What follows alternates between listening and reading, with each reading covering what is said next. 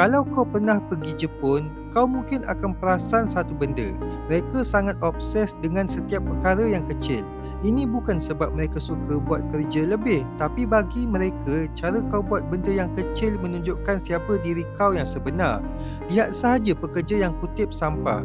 Mereka bukan sekadar kutip sampah, mereka pastikan kawasan yang ditinggalkan seolah-olah tiada apa yang berlaku.